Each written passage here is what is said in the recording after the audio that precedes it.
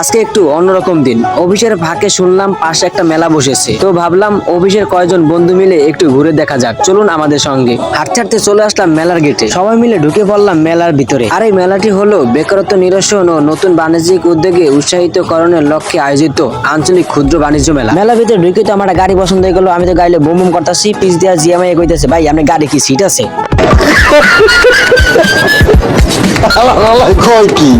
হঠাৎ চই পড়ে গেল চুরি। আজ যদি একটা গার্লফ্রেন্ড থাকতো আরে কিনে এই দিতাম। হঠাৎ দেখতেছে এক দোকানদার বাসি বলাইতেছে, এই বাসি দেখে আমার অফিসে রান্না বাই কইতেছে না, এটা আমার মাইয়ের লইয়া নিতে হইবে। বাসি লইয়া আবার শিবতে আবার লাফালাফি করা ধরছে।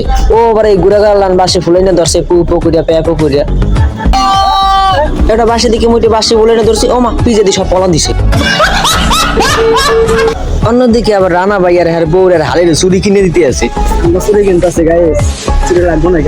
আর আমরা সবাই মেলায় আইছি, ঘুরে দেখবো না একই জীবনে হয়। পিস দেওয়া শিবিতে কইতে আসছে, আও ভাই দেই কোনো মাই সুন্দর কোনো মাইয়া আইছি কিনা, একটু মাইয়ে দেই। আর মাইয়ে দুই একটা পড়াইতে পারি। মেলা ঘুরে দেখতে দেখতে সই পড়ে গেল এই জিনিসটা। আর এই জিনিসটা কার কার ভালো লাগছে অবশ্যই কমেন্টে জানাবেন। আর মেলায় আইছি দুই একটা প্রশ্ন মনে একই জীবনে হয়, ওগুলো কয়েকটা ছবি টবি তুলে লইলাম। এর মধ্যে আবার রানা ভাই দেই আর মাইয়ের লেগে পুতুল লইলেছে। পুতুল আমি হাতে লইলাম, আবার ওয়া ওয়া করতে আছে আর মাইয়া পুতুল লে ওয়া করবে।